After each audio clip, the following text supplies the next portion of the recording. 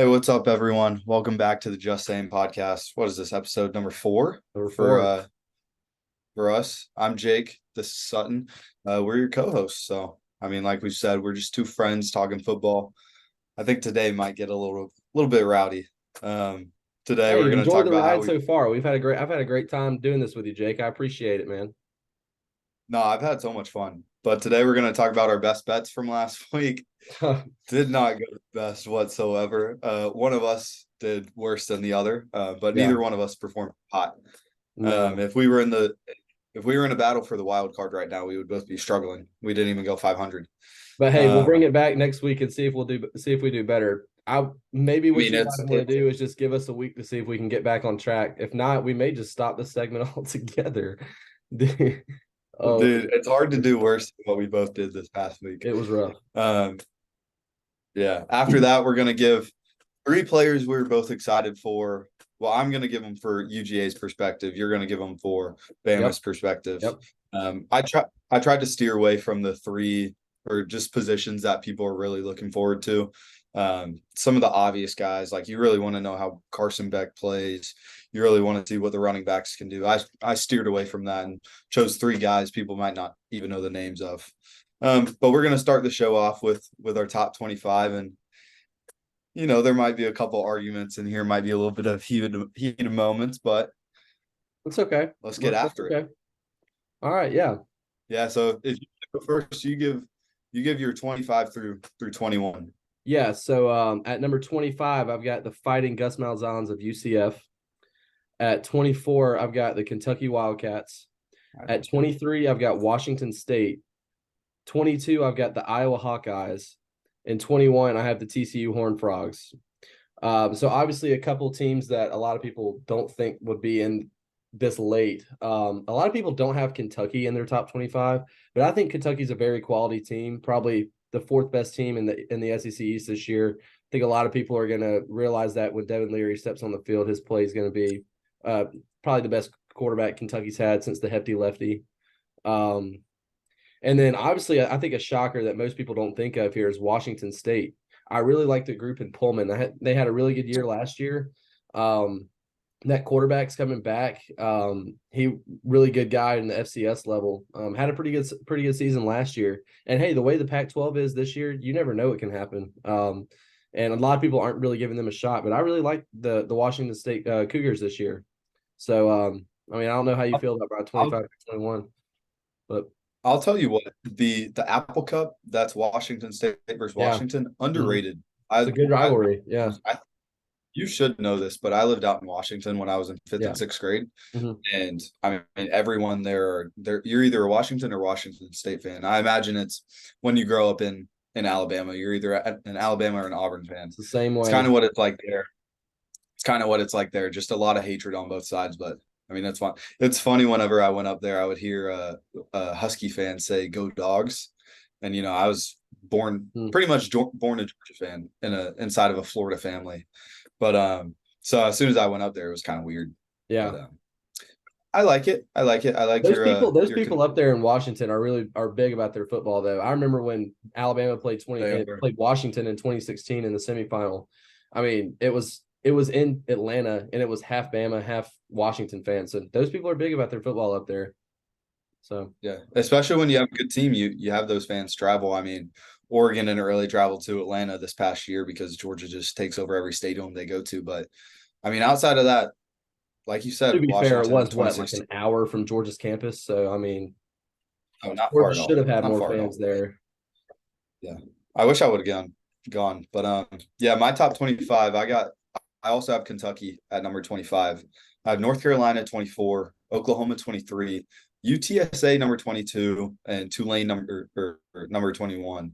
So Okay. I have two group of five teams in there. If you remember my hot take from last week, I said UTSA finishes as a top 15 team and the number one group of five team. I do believe that's going to happen. So you're high on Right now, UTSA. yeah. Who do they play this They've week? got a good Houston. right. They're playing Houston, and they are 1.5 point I favorites on the road. That's gonna be a very good game this weekend. Very underrated game. If they lose, I think my hot take already goes out the window, and if they top 25 lose, if goes they to shit. lose, man, yeah. We'll see. Houston's probably the worst team in the Big 12 this year. So if they lose, that's not looking good for them. That's for Yeah. sure. I think North Carolina is going to be good. I had him on a fringe top 25 because Drake May is so good. He's the second best player, second best quarterback. And it's not even close really. But their linebackers are good, but outside of that, they have no one. They have Their absolutely no, defense. and they don't play a schedule, so that's nice. I know So that, but their defense is horrendous. They may have one of the worst defenses in the I ACC. It just makes my heart so happy to know that Gene Chizik is the leader of that terrible defense. So I mean, maybe I don't think that they're yeah, I don't think they're going to make much noise this year. And it sucks because you remember Sam Howell's second year. Sam Howell was going to everyone was hyping him up, and then they were just trash. I yeah. honestly think that's going to be the kind of year North Carolina has. Sucks for Drake May. The good thing is He should have transferred to Alabama.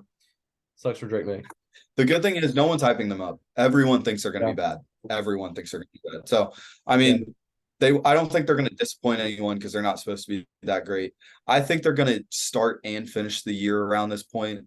I do have them winning their side of the ACC.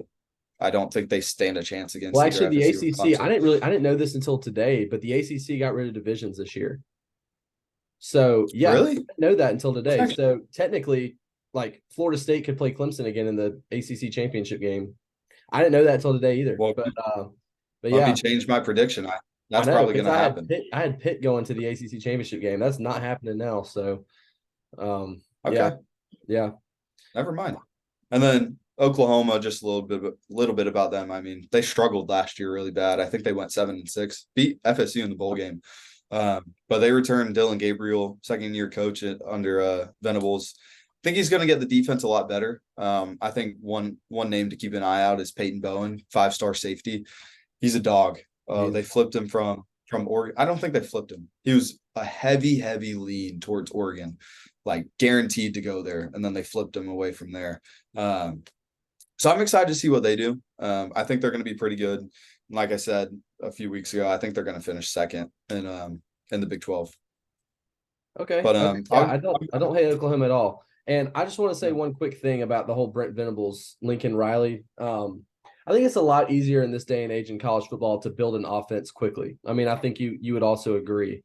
I think it takes a couple, 2-3 years to build a defense because you really got to get, and especially the way Brent Venables wants to play defense with multiple sets.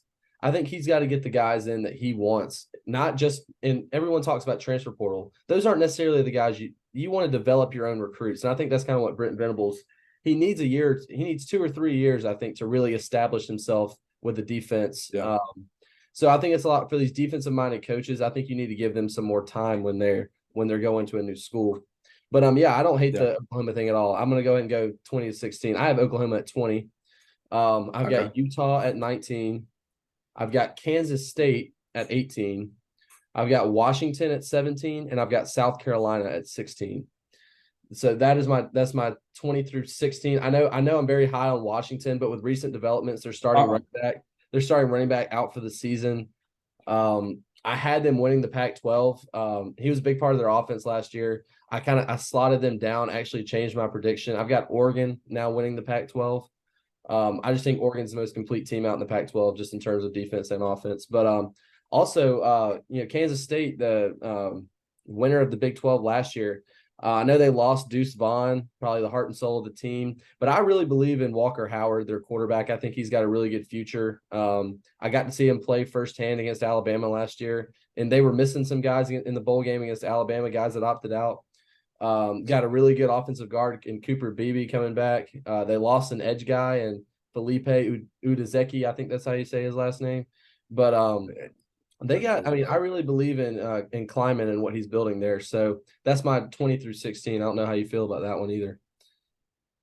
Well, I think your Washington was a bad take. I'm higher on Washington. I didn't know their starting running back got injured. I still don't think that moves them really, considering I don't even know who their starting running back is. But that passing game is just too strong. I mean, I'll talk to them when I talk about them when I get up to them. But my 20 through 16, I got TCU at 20. South Carolina 19, Ole Miss at 18, Kansas State at 17, and Oregon State at 16. Well, I think Oregon State, I gave them as my dark horse to win the Pac-12, one of the teams I'm high on, one of my sleepers. I think they're going to be really good. I think DJU is going to surprise a lot of people, especially playing in a Pac-12 defense. We'll talk about it later, but USC was abysmal on defense. Oh my gosh, they were bad. And so going up against USC's defense every week, basically, I think DJU is going to feast there. But I mean, like you said with Kansas State, I'm pretty high on them. I think they could surprise a lot of people. I wouldn't be surprised if they won the Big 12. I think whoever wins the Big 12 is going to come out with 2 losses, so it definitely could be them. And I'm really high, as you call them, the Fighting Shane Beamers, those Gamecocks. I think they're going to be good. Do I think our Week 3 game against them is going to be close? Not really, but I mean, we have them at home. So if they lose by 40, I don't think that really indicates what type of team they are. Okay. Yeah, I don't hate any of that at all. Oregon State for me, I have them. I guess I would kind of, the way that you think of Oregon State's the way I think of Washington State. I think Washington State's my Pac-12 sleeper.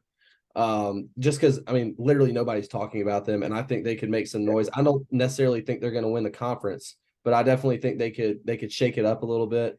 I have Oregon State just outside the top 25. Just outside of the top 25, probably in the 27, 28 range. But yeah, I mean, I don't dislike your list at all. Yeah, no, that makes sense. I don't dislike that. But you think, say Iowa and Oregon State go right now play on a neutral site field in California, let's say Texas. You think Iowa's winning that game? I do think Iowa. And I'm not, and don't think I'm not the biggest Cade McNamara fan, but I think Cade McNamara and Spencer Petras are on a completely different level. Spencer Petras probably shouldn't even be playing at an FCS school. That dude is trash. He is trash. He might have been the worst quarterback in the FBS last year. I think Cade McNamara is at least competent to get the ball out to some of those receivers and then actually score more than 20 points in a game. And I think that defense that they have is so good. And one of the best defense, probably top 10 defense in college football. And I mean, I still got to see. I mean, I know DJU is capable of it. We saw it his freshman year against Notre Dame, but I've got to see it now because last year was just abysmal for him. Abysmal. So, and I still think Oregon's a very good team. So just have them right outside the top 20. Yeah. I'm more so just trying to forecast where I think they're going to be. So, I mean, I could definitely see where you're coming from. If they were at a neutral site game, I mean, like you said, when I think of Iowa, I think of how they were last year, but they're going to be a similar team. Do I think their offense is going to be good? Not by any means, but do I think it's going to be what they averaged last year, like 12 points a game? There was a game last year, I think, where I forget who they played. It was either Michigan or Ohio State. But basically, they were better off punting on first down than they were even playing first and fourth down on offense. So I definitely think they can only get better. And and I think they averaged maybe like 12 points a game last year on offense. I'll have to go do some digging on that, but it's going to be over 20 this year, hopefully. I mean, if not, Kirk Ferentz needs to fire his son, who's the offensive coordinator, because it's just tragic. I can't even stand watching playing offense. Yeah, and my 15 through 11, I got 15, I got Texas, Utah at 14. Texas at 15. Whoa. Oregon 13, Notre Dame 12, Tennessee 11. Yeah, okay, so you're surprised. I have Notre Dame at 12 as well. I love that. Texas at 15. You're surprised. So wow. let me explain a little bit. You're good friends with Josh Pate. No, every single week, it's just those Texas teams. I don't know why. Everyone loves to hype up Texas A&M Texas. I don't get it. Do I understand the hype for Texas a little bit more this year? Yes, they have Quentin Ewers coming back, of course. They have Kelvin Banks, a really promising offensive lineman, one of the top wide receiver cores in the nation. But who do they have on defense? No one. And so I mean, do I hold on? Do I think they finished the year top 10? Yes. I think they do finish the year top 10, but I think we were talking about the show before the show a little bit about Bama and how they probably won't be as great in the beginning of the year, but you think they're going to progress and be really good at the end. I think it's going to be very similar with Texas. That's why I'm so intrigued by Bama, Texas, because I think they're very similar teams. Obviously different holes and different promises, but I think they're both going to struggle early in the year. So I think that game is going to be more sloppy than great. Yeah. Kind of how it was last year. Very sloppy last year. Yeah. No, yeah, they were not great. in that game. No, Neither one of no. them. But it was a great 19 game. to 18 So I was think the it's final score. yeah, So I think it's going to be very similar. I think Texas is going to finish the year top 10, but right now I have all 14 teams ahead of them, beating them on a neutral site field. wow. Okay. Okay. I mean, I mean, I wouldn't necessarily say I hate it. I just think Texas has so much talent stockpiled that I agree. that on a neutral field, I think at the end of the day, I think talent wins out. And I just But it think didn't last year. so. Yeah, but also you And also that's think they were missing their starting quarterback for half a season. And I think Hudson Card is a quality quarterback, but I think Quinn Ewers is much better than him. I mean, I'll be the first one to say it. Quinn Ewers doesn't get hurt in the Alabama game, they beat us. I'll just 100%. face the Yeah, fact. but So the thing was they weren't losing a majority of their games on offense. They were losing them on defense. I mean, could they have won more games if they had Quivers without a doubt? But Sark, he's just in one of those years where he has to show me. And so right now, I'm not going to blindly put him top 10. I'm not going to put him at 7 just because they're getting hyped up and because they have the talent to do that. Because Sark, do I think he's a good coach? Yeah. But he's in one of those years he has to show me. Go out and at the very least compete and make the Pac-12 final. Sorry, not Pac-12, Big 12 final. Big 12.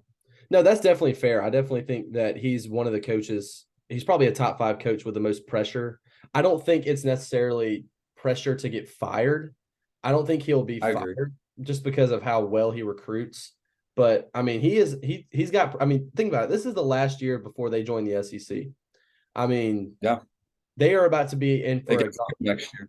It's sometimes you're going to have to sacrifice things for money, and Texas and Oklahoma are going to have to learn it the hard way because both of them are going to play Alabama and Georgia next year.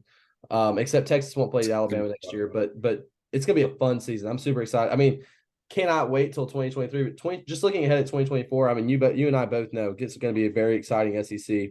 Yeah. But yeah, I mean, I think they're definitely in a prove it year. It's kind of a winner, if not now, win, because this is the last year they're going to be in the Big 12 with teams that aren't as good as the SEC team. The SEC is just so much better. But I do think they're a little bit better on defense. I think they're a little bit better on that defensive line and secondary. They did lose some key pieces at linebacker, like Demarion Overshone. They lost him. But I mean, I think it's fair what you said. I'll put that. I think it's very fair. All right, my 15 through 11, I've got, of course. My 15 through 11, I have the Ole Miss Rebels coming in at number 15. I've got the Wisconsin Badgers at 14. The no defense USC Trojans at 13. I have the Notre Dame Fighting Irish at 12, and I have the Florida State Seminoles at 11. So obviously you and me both had Notre Dame at 12. We'll talk more about Notre Dame in our best bets section coming up here. But man, can I tell you, it was a beautiful thing to watch Sam Hartman tossing the pigskin around at Notre Dame.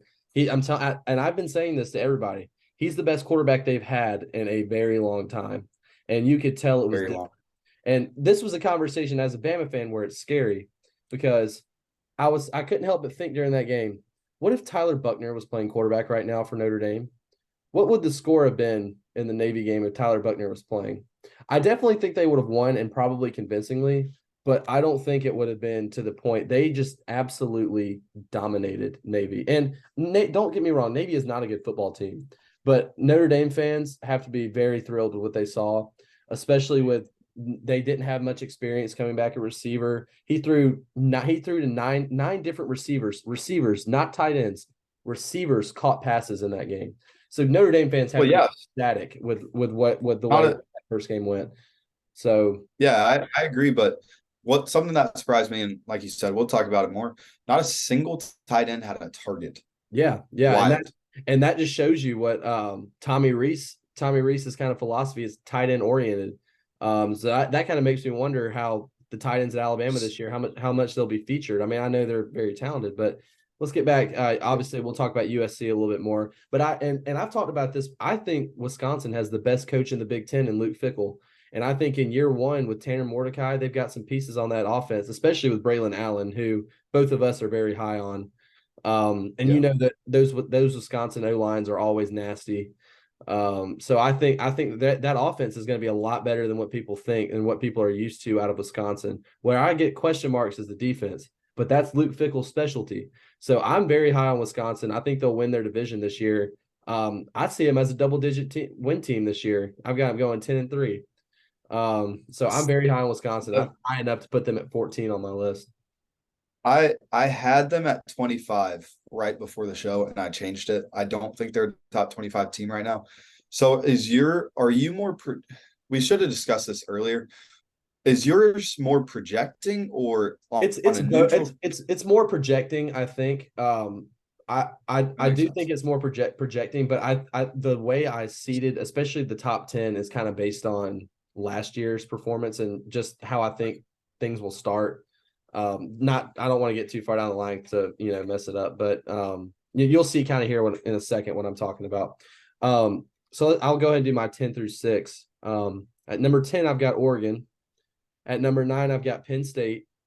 Number 8, I have Clemson. Number 7, Tennessee. Number 6, Texas. That's my 10 through 6.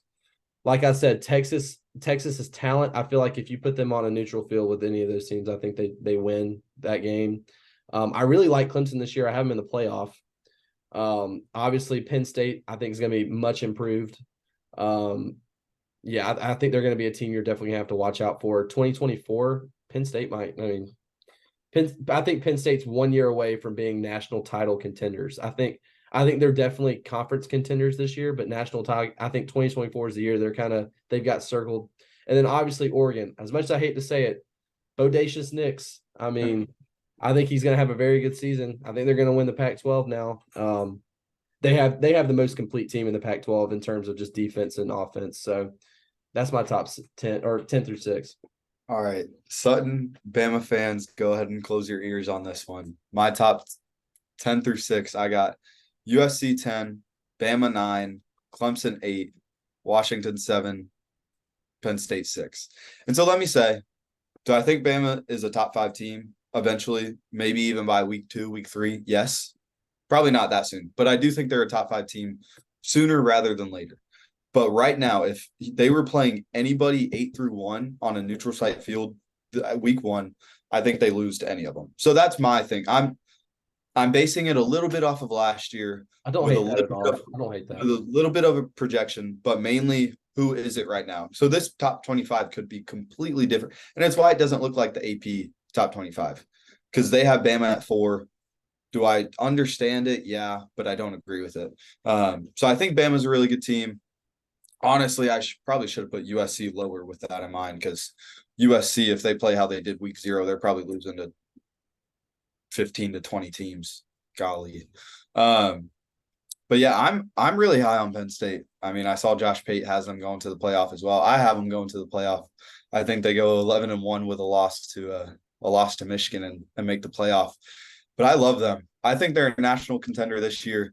I think even more so next year, because they have a lot of sophomores who are super promising, like Chop Robinson, Drew Aller, what's his name? The tandem running back duo. They're both sophomores. Oh yeah, they're amazing. Nick Singleton, and Katron Allen. The only reason I have Michigan's tandem over them is because of the experience they bring, and they do. Nick and Katron both have experience, but that's as freshmen. But I do think they're more talented. So, like you said, I think they're real contenders in 2024. I think they have a shot this year. But sorry, I read that completely wrong. My 6 is FSU, not Penn State.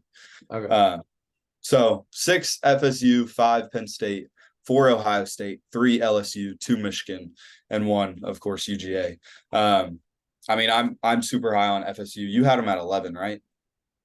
Yes, I had them at 11. Yeah, I think FSU is really good, especially what you said about them. Sorry. Oh, with no conference. Yeah. Or no divisions. Sorry, no divisions. I think that increases their odds for the playoff. Honestly, I do too. You could say they could squeak out a win against Clemson and then play a bum in the ACC championship. But since I think they're going to lose to Clemson, they have a chance at replaying them.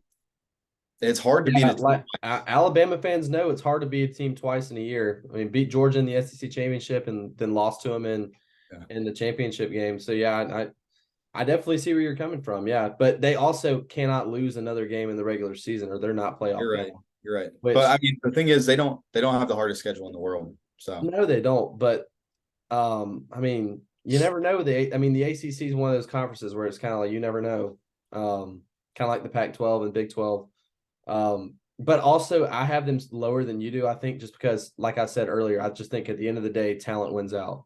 yeah, And I think Clemson is a much more talented team. Florida State's definitely, and we talked about this in the past other shows, but I think Florida State's a much more experienced team, more seniors and juniors that are contributing. But Clemson is way more talented. So, yeah, um, and I don't hate and the whole thing about Alabama, I don't hate it. I definitely think Alabama is a team, and the way that you rank, the way that we both ranked, I think is a little different. yeah. But I definitely, and we were talking pre-show about this. I definitely think Alabama's a team that's gonna kind of hit their stride mid-season and kind of propel themselves into the end of the season. It's going to be shaky to start off. I really think it's going to be shaky. I wouldn't bet Alabama to cover many spreads to start the season. Wouldn't be surprised if we lost to Texas week 2 either. But I think the way that we play is going to be a lot different than in years past. And I think it's going to take that. It's gonna take some in-game experience for us to really, get rolling. So I think that I don't hate that at all, actually. But my 5 through 1, got LSU at number 5, got Ohio State at number 4, Alabama at 3, Michigan at 2, and Georgia at 1. I obviously, with all the recent developments with the Georgia running back room, it's not very promising to know that Georgia is going to be a little bit not necessarily one dimensional, but more relying on the pass to start the season. I think that there's still obviously a playoff team. Michigan, obviously, they aren't tested until pretty much the Penn State game. They aren't tested. And then they still have to play Ohio State after that. But I mean, it's just very soft. I think they're going to kind of control. They're going to control their schedule, beat the teams they're supposed to beat, and then we'll see what happens when they get to Penn State. But I think Alabama, like I was just saying, could possibly lose to Texas early on. Actually, if I had to predict today, I would say we are going to lose to Texas in week 2. But I think that, what does Nick Saban always say? Never take a loss for granted. You always got to use it. So I think losing that game will help Alabama actually in the future. It's always better to lose early than lose late. So I think we'll learn a lot from that game and then kind of propel ourselves. Obviously, I think Ohio State is definitely a top 10 team, but I'm not as high on them as a lot of people are. I'll be honest. I'm really not. I don't necessarily think quarterback's going to be an issue for them, but I just don't think that they're going to be able to play defense the way that they want to play defense. I think the reason why I have Ohio State over Penn State is I think Ohio State will beat Penn State as they play them at home.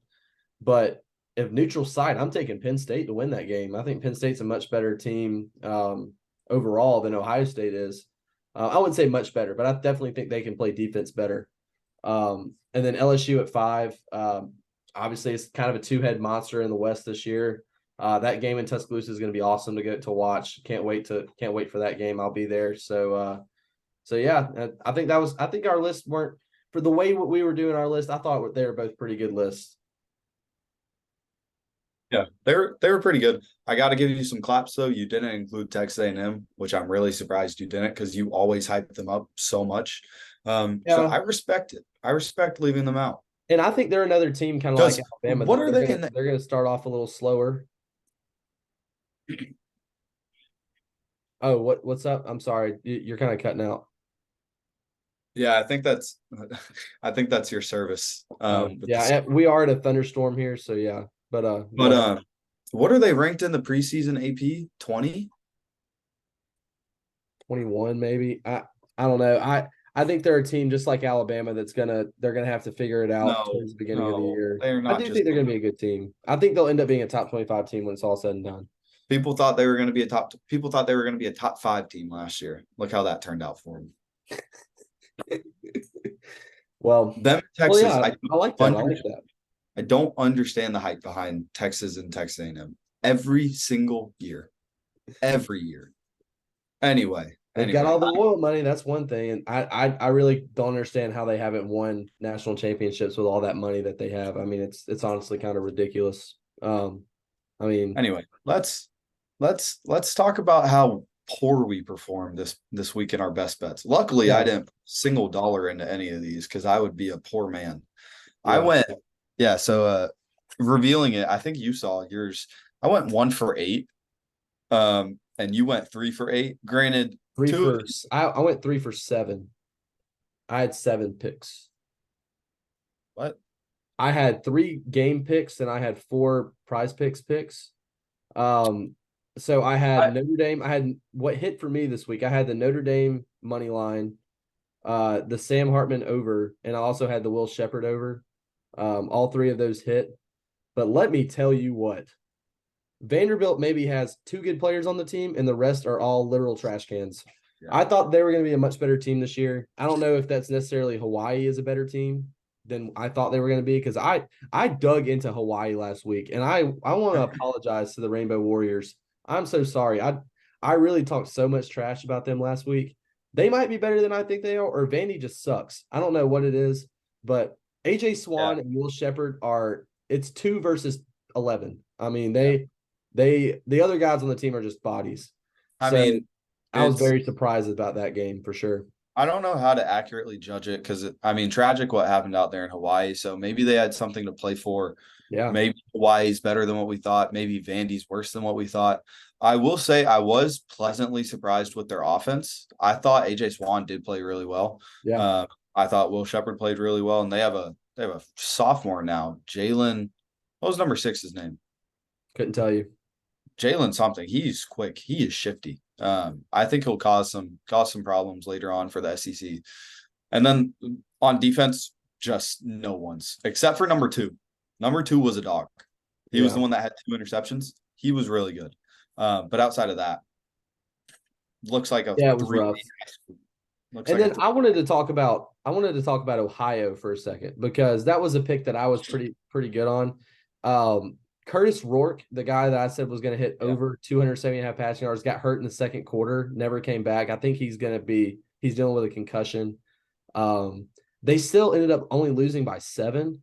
Yeah. So I think he stays in that ball game. I think it's a completely different game. I think both of those bets probably hit if he stays in that ball game, because when he was in, you could tell their offense was going a lot different than when Harris was in.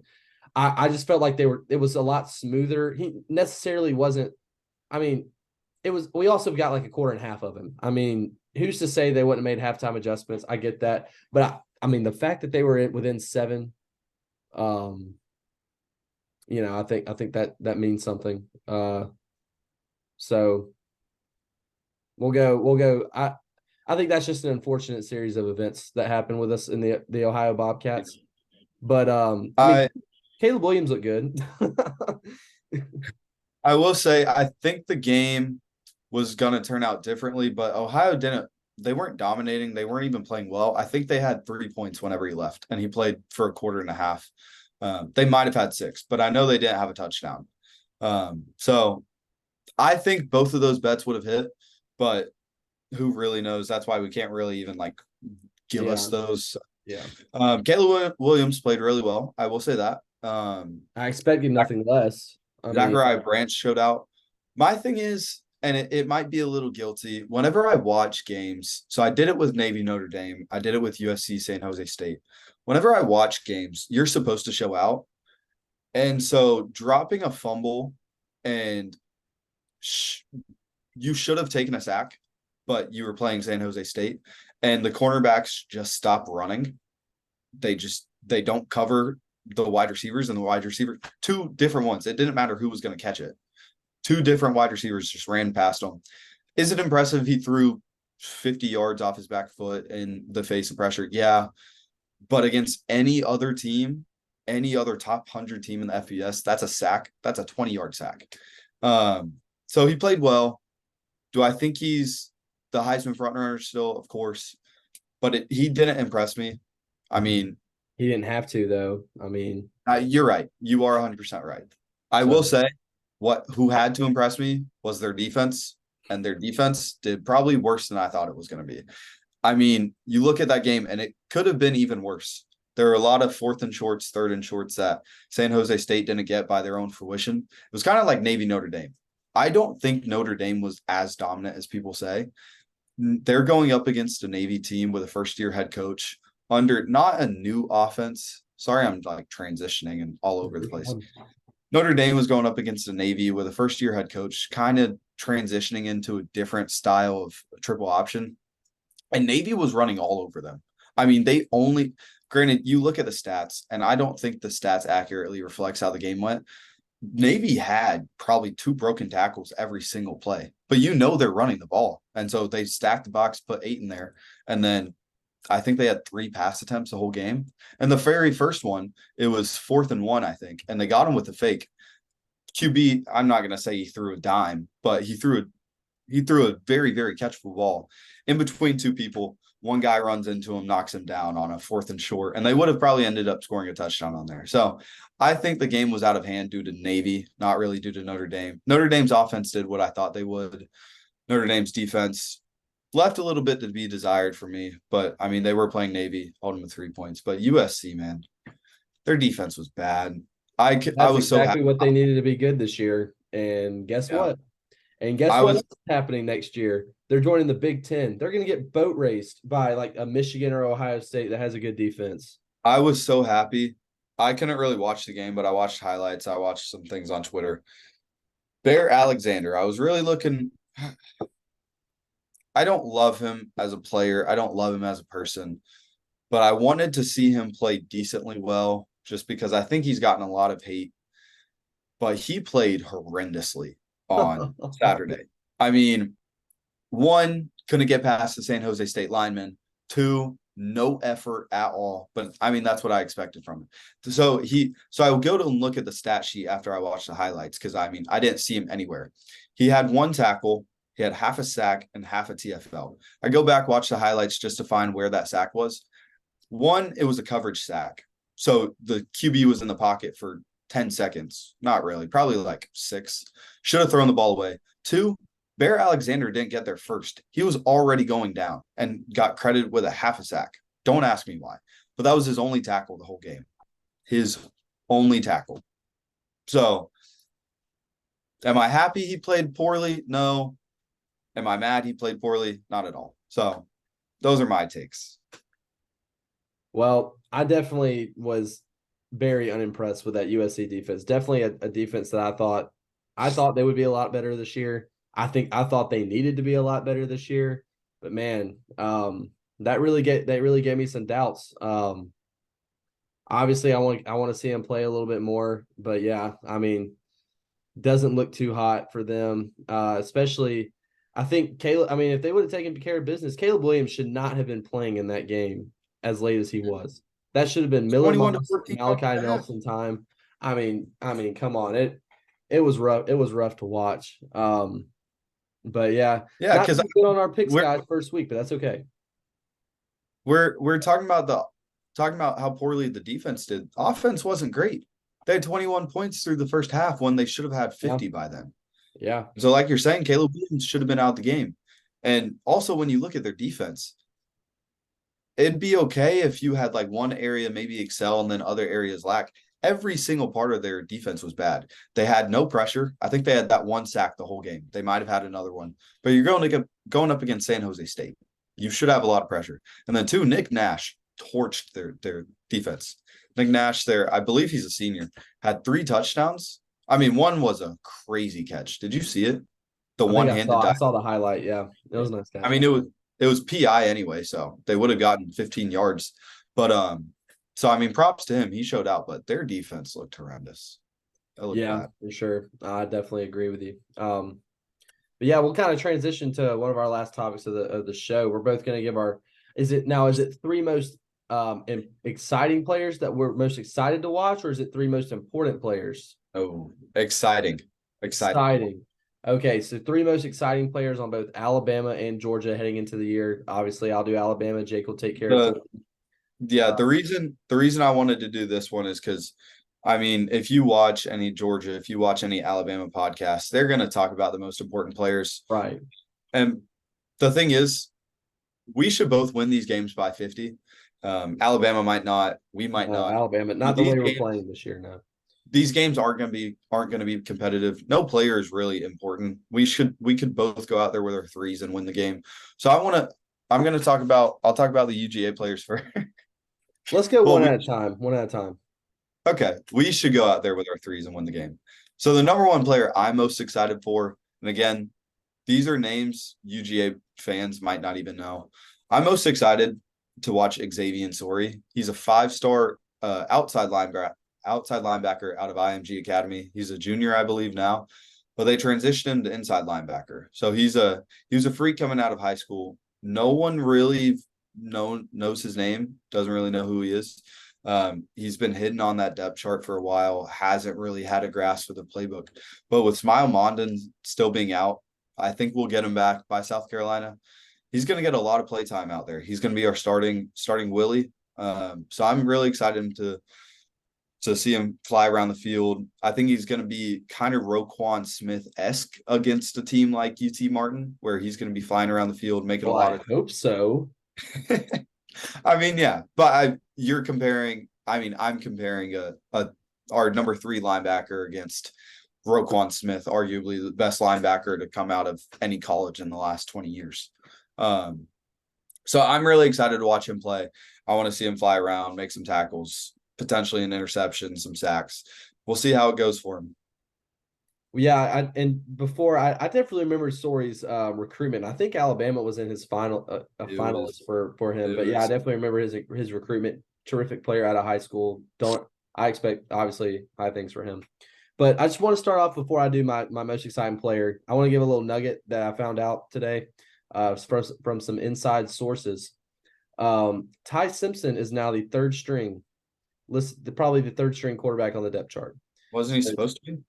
He was supposed to be. I mean, that sounded like the coaches really wanted him to take this battle by the horns, and he didn't. So Tyler Buckner, it sounds like we'll get the second crack against Middle Tennessee after Milroe comes out. That's just a little nugget for you guys. But obviously, I think the most exciting player that I'm most excited to watch at Alabama is Caleb Downs. Starting at strong safety, haven't heard much talk about a freshman like this in a long time from Nick Saban. Very Minkah Fitzpatrick-esque. A guy that can do it all, guy that you just kind of just let it go out there and just let him play free. I'm very excited to watch him. Obviously, 5-star safety in last year's class coming out of Georgia, the state of Georgia. And yeah, I mean, he can do it all. And I think that by the end of the year, he'll probably etch himself as the best player on this team. I think halfway through the year. It's crazy to say. I mean, he is insane. And it's not to put anybody else on the team down. He's just, I mean, at the 8A game, he was flying around. And we've even said this a few times. He was practicing with the ones, his second practice in Tuscaloosa. So, yeah, this dude is going to be a monster. Definitely a future All-American, probably a rookie All-American this year. Can't say enough good things about him and haven't even watched him play a game yet. So, definitely a player. Yeah, definitely a guy that I'm very excited. I'll be watching number 2 on Alabama's defense a lot this upcoming Saturday. Definitely a player I would like to have on our team. I mean, our safety room is stacked, so I don't think he would be starting this year, but he would definitely be getting some play time. On, like I said, arguably the deepest and maybe not deepest, but definitely top 2 starting safeties in college football, in my opinion. Miami might battle with that, but my number 2 player, it's kind of players just because there might be there's an unhealthy guy in here. Left tackle for us. That was occupied by Broderick Jones last year, obviously a first-round pick, stud. And so now that he's gone, some people thought Amarius Mims was going to switch over to left tackle, but he's found his place there at right tackle right next to Tate Ratledge. I think they really like playing together, and there's a lot of camaraderie between them. So they kept him over there. The battle has been between Ernest Green and Austin Blasky, and it was looking like Ernest Green was winning it, and then he got hurt in our second scrimmage. And I don't know the severity of it. I don't know if he's going to be back. So I anticipate Austin Blasky. I believe he's a 4th-year guy, redshirt junior, can play all 5 positions. He's as Southern as they come, from Effingham County down there in Statesboro. But he's definitely going to get a look. I expect him to start, but if Ernest Green is healthy and he starts, I'm just excited for someone to take that by the horns and not allow any sacks on the left side, hopefully, because I would hate to see Carson Beck get blown up on his second drive of the game from his hindside. So I'm just excited to see how they perform, not only in the pass game, but also in the run game. Do I think they're going to be as dominant as Broderick Jones was? No. But they just have to be good enough because we have 4 returning starters outside of them. And that side, I mean, that whole offensive line, in my mind, Joe Moore Award winners. And they're going to be dominant this year. So hopefully the left tackle can play good enough. Well, similarly to you, I'm also going with Alabama's left tackle position. Okay. And mine is not 2 guys. It's because the one guy has solidified himself over the other, and that's another true freshman, Caden Proctor out of Iowa. Number 5-star, number 1 offensive tackle in his class. Just like you with Mims talking about moving to left tackle, there's a lot of talk preseason about J.C. Latham moving from right tackle to left, but he's stayed put at right tackle. I think that's his more natural position. So it was kind of a battle between Elijah Pritchett and Caden Proctor, and Proctor just straight up beat him out for it. I definitely think it's better for us as a team. Proctor's probably got definitely more talent. They say that, I know you watch Josh Pate, and a lot of our listeners probably do, but Josh Pate's very high on this Alabama offensive line, just like I am. I think this is one that we haven't seen offensive line this good in many years at Alabama. I'm talking like early 2010s-esque. We call it joyless murder ball around here, where we're just going to line up and run it right down your throats every time. You're going to know what's coming, and you're not going to be able to stop it. And that's the most beautiful thing in college football. And that's the Alabama brand. That's what we built our first few national championships on, is just running the ball up the gut and doing it every time and just being successful at it. And I think this is probably the best run blocking. And when I say I want to put a emphasis on run blocking offensive line in college football, I definitely still think the left side of this offensive line has a lot to prove in pass blocking, especially Proctor, where he struggled a little bit more in the fall in pass pro. So that's an interesting development. I want to see how well he does. Obviously, I'm going to be watching quarterback more than anything on offense this upcoming week. But if I can glance over at left tackle, I'm going to, because Proctor and pass pro is really what I want to see, how he's developing. And I think that's another thing, like I was saying, he's going to get better at as the year goes on. But yeah, Caden Proctor, Alabama fans, you can't miss him. He's the biggest guy on the team as a true freshman. So, yeah, he's definitely one of the top 3 guys that I'm looking forward to watching. Yeah, definitely excited for that too. Huge recruitment. Was it between Alabama and Miami? Iowa. No, Iowa. Sorry, I was thinking of Francis Mauigoa. Well, you saw it when you came to the Gay Day game. You saw Proctor in person. I mean, you know how big is the guy. He is massive. Huge. Oh yeah, he's massive. So I could definitely see where he's dominant in the run game. So I'm excited to see how he does in the pass game too. I mean, I would imagine he's a little slow, footwork maybe not the best, but I mean, against UTSA, sorry, not UTSA. Against UTSA, you would need it, but against Middle Tennessee, you don't. I mean, he's just going to overpower everyone. But I am excited to see how he performs. My last player is Ra Thomas, transfer from Mississippi State. My opinion, I think he has the ability to go first round. Do I think he will? No. But with the departure of A.D. Mitchell, we really need someone to step up. I mean, A.D. Mitchell did not play a lot last year, but I mean, you've seen it. If anybody has watched the playoff, they know he had a touchdown in all 4 playoff games. When you want him to, he will go get it. He did it against Alabama on the offsides to take the lead, ended up winning on that. Did it on a trick play against Michigan, won the game against Ohio State for. So, I mean, A.D. Mitchell is a dog now at Texas. So wish him nothing but the best. He went to go be by his kid. But Ra Thomas, the transfer from Mississippi State, I think he's going to be really good. So his struggle has been learning the playbook, because I don't think it's any secret. Georgia's playbook, whether you're on defense, whether you're on offense, is very complex, very in-depth. It's why it's the same thing with Alabama. You don't have a lot of freshmen starting unless it's, I mean, no position is simple, but offensive lineman is probably the most simple unless you're a center. But you typically don't have freshmen playing. So first year players playing. So Ra Thomas coming in, he had a little bit of struggle learning the playbook, but I think he's picking it up now. And especially against UT Martin, he's going to get some goes at it. Don't think he's going to be starting. I think that's really for Marcus Rosemy. Saint has been in the program for now 4 years. So he'll make some plays, but Ra Thomas, I think if we can just throw the ball up to him, just let him go get it 1 or 2 times a game, I'll be happy with it. I just want to see him moss someone this game. Well, going back to what you were talking about with the playbook, you also have to think he's coming from a completely different offense. He's coming from the air raid where they never run the ball, don't really ever block. Receivers don't ever really block either. Yeah. And we all know with the way Georgia and Alabama play offense, blocking on the perimeter with the receivers is a huge deal. So I'm sure that's probably where it's most new for him. Yeah. And keep in mind, I know he's not going to be a specialist and a returner for you guys, but he was a very successful returner at Mississippi State. I mean, that makes a lot of sense what you're saying, because like you said, it's very important to block here at UGA here or at Bama. He has 2 of the best blocking wide receivers in front of him. I think Marcus Rosemy might be the best blocking wide receiver in all of college football. That dude, I mean, you can just go watch him play in the playoff. He blocks his butt off every single time. If you remember the natty against Bama on Brock Bowers' touchdown, our very last touchdown outside of the interception, the screen to Brock Bowers, Marcus Rosemy was out there putting, I think it was Kool-Aid, might have been your other corner. I think it was Kool-Aid though, putting him in the dirt, pushing him straight back, and Brock Bowers just had a wide open route to the end zone. But he does that every game. And so, I mean, like you said, blocking is a big part of it.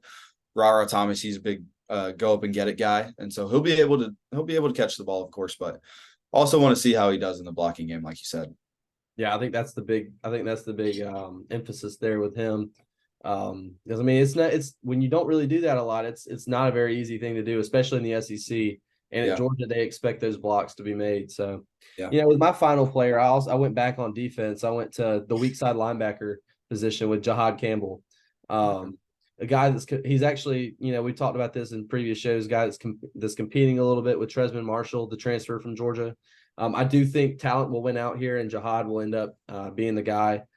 Maybe Tresman gets the nod week 1, week 2, but I mean, Jahad's just going to be so hard to keep off the field because he's a super fast guy, a guy you just go after the quarterback, go after the ball. He can cover the running back in space. He can cover a tight end. He's a guy that I don't think we've really had in the middle linebacker position, someone that can go cover a faster running back or a tight end or maybe even a slot receiver. I mean, that from Christian Harris trying to guard James Cook on that vertical. Yeah. I mean, I think everybody everyone that knows football in that stadium knew where that ball was going as soon as 8 lined up against 4. It was underthrown almost. Yeah, I certainly knew where the ball was going. Almost hit Christian Harris. And that's my problem with Pete Golding. I knew where the ball was going more than he did, I think. And he was making all the money. So I think you could be the DC. I could have done just as good of a job as Pete Golding. I would at least have the team fired up. I don't know about that one.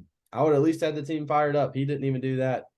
But I'm very excited to watch Campbell get after it. Obviously, like I was saying, great in coverage, great in blitzing the quarterback. Before he came to Alabama, he was an edge guy, moved him inside. So I think he's very complimentary. He's gonna be very complimentary of Deontay Lawson up the middle, who's our alpha dog in the defensive backfield and at linebacker. So really excited to watch Jahad play this year. Yeah. Let me keep you on your toes. You're done talking about the players, right? Yeah. I have a question for you. I don't want to give my take because I don't want to make anyone too upset here. So you've talked on the show, we've talked a lot about how disrespected, and just let me phrase the question and then I'll let you do the rest of the talking. You can outro the show, everything. You've talked a lot about how disrespected Bama is. And I don't know if you knew we were going to talk about this. Bama is the opposite of disrespect. Your idea of disrespected is putting Bama at 4, already in the playoff. So I know you've said that not a lot of people were predicting y'all to make the playoff, win the SEC, blah, blah, blah, getting disrespected. Well, I don't know if anybody out there watched College Game Day this past week. We had 3 for 3 analysts all pick Bama winning the SEC. Do I think it's a bad pick? Not completely. Do I think it's going to happen? No, I don't even think they're going to win the West. Anyway, it gets worse. 3 out of 3 analysts also predicted them going to the playoff. I mean, makes sense. If you win the SEC, you're going to go to the playoff. 2 out of the 3 had them winning the national championship. And all 3 also had them going to the national championship. So just let me ask, in your mind, what is Bama getting disrespected? And 2, how do you feel? Because I know you've said a lot. You think, I mean, a lot of bulletin board material has been put out there for Bama that you've said.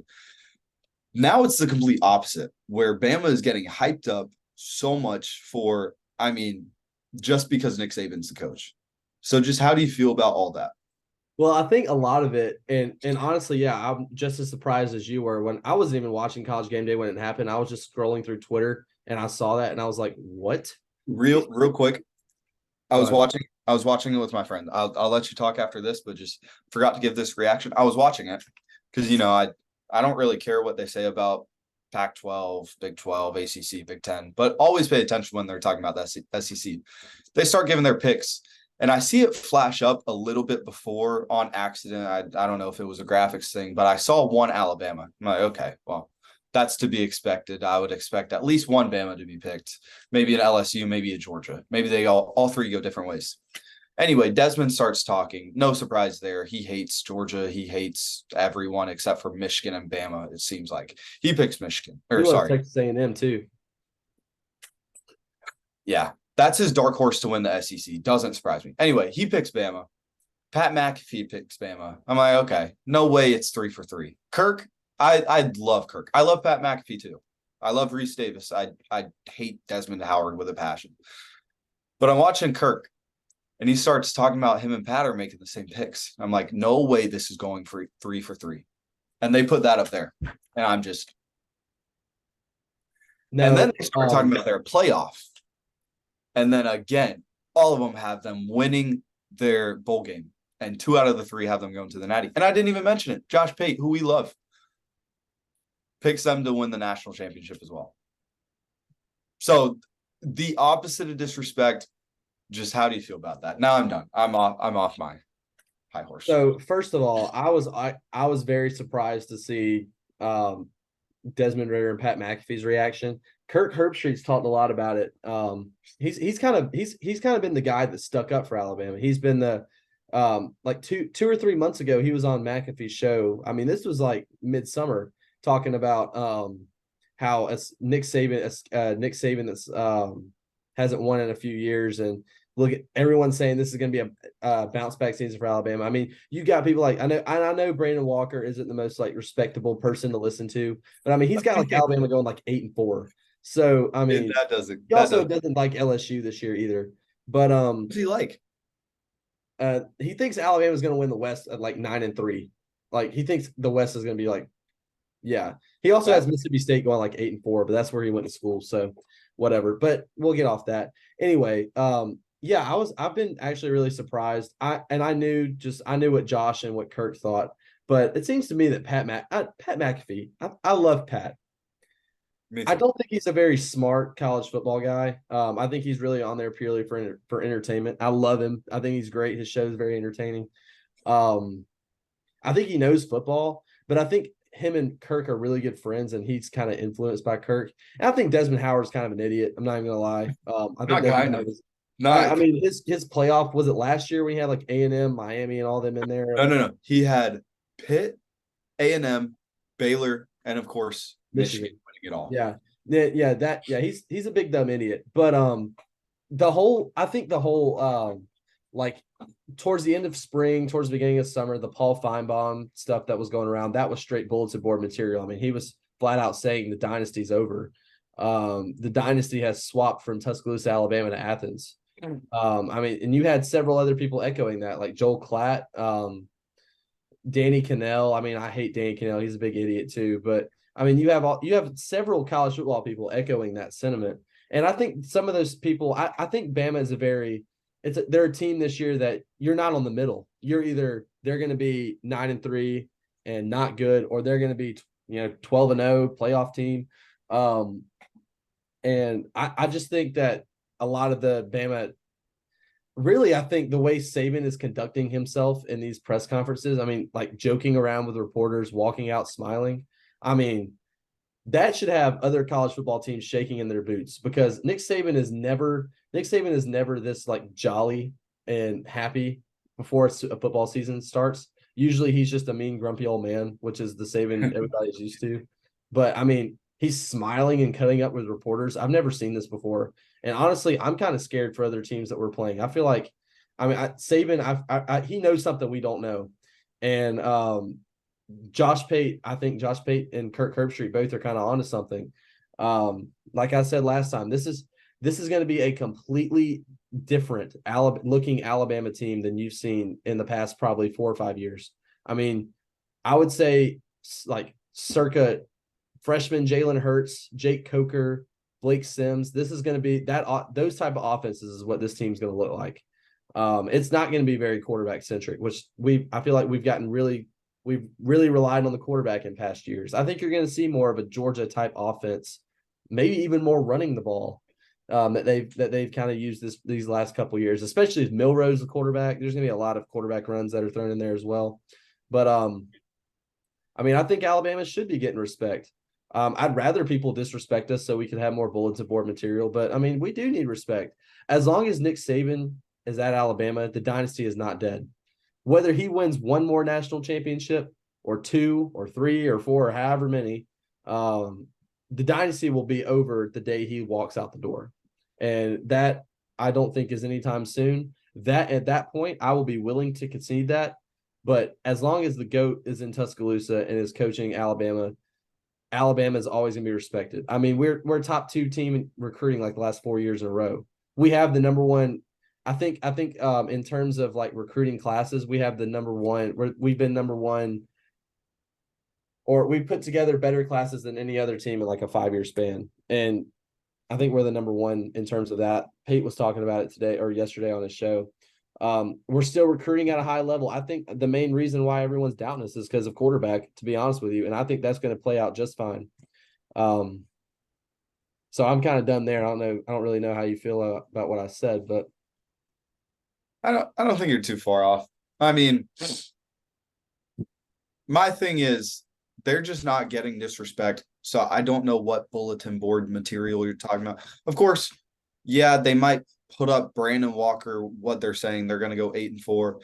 I mean, but it's similar to what Nolan Smith said last year about people thought we were going to go 7-5. No competent person thought we were going to go 7-5. No competent person thinks Bama's going to go 8-4. And so Bama is not getting disrespected. They're ranked number 4 in the preseason. And everyone have them winning the SEC, going to the playoff, everything like that. Do I think they're a good team? Yes, of course. Do I respect them? A ton. But they're not disrespected. They're not even in the slightest. Oh, I think they are definitely in the slightest. I think that you're either hot or you're cold. I mean, you're either one way or you're the other way. So there's definitely some disrespect out there. I think there's just as much disrespect as there is respect. I just think the disrespect has kind of gone away in recent times just because there's been more respectful comments said. But the disrespect is still there. I mean, there's tons of bulletin board material I think that Saban can put out there. And I think it's even not even maybe from the media, but just in terms of like old Alabama players. I mean, last year on Twitter, I mean, I followed several former Alabama players like Reggie Ragland and Drake Kirkpatrick, and they were talking about how displeased they were with last year's team. They were going on Twitter, and I think Nick Saban said something about how it hurt his feelings the way they were talking about it, because I mean, they were basically saying these guys are not the Bama standard. These guys are not playing to what we built. And I think that's something Saban can say. The best teams, and you know this as a Georgia fan, especially in recent years, the best teams always measure their success on themselves, on the standard that they've created, not on other teams. And you know as well as I do that the last 2-3 years, or really the last 2 years, Alabama has not played this up to par with their standard they set in the early 2000s and in the mid 2000s, and then in 2020 when we went undefeated.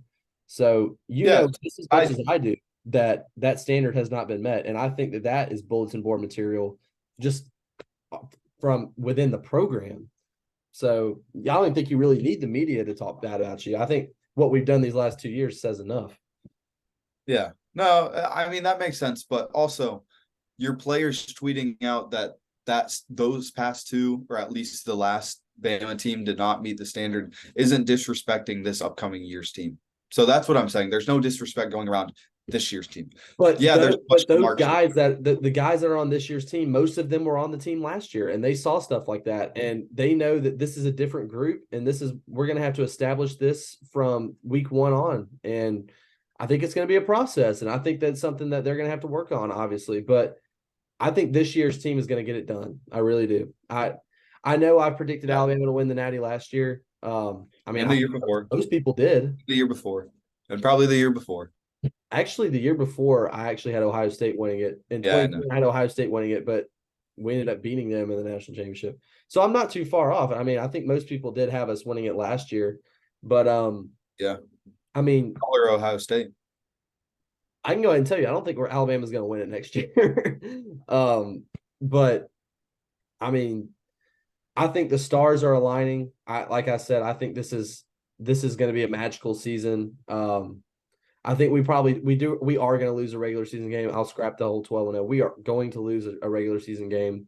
And I think it comes against one of the Texas teams, but I think Alabama's going to establish that run game, and we'll probably be in Houston towards the end of the year, in my opinion. So I probably should go ahead and book my flight now that I'm thinking about it, but whatever. But hey, this is the beauty of college football and why we love to talk about it, right?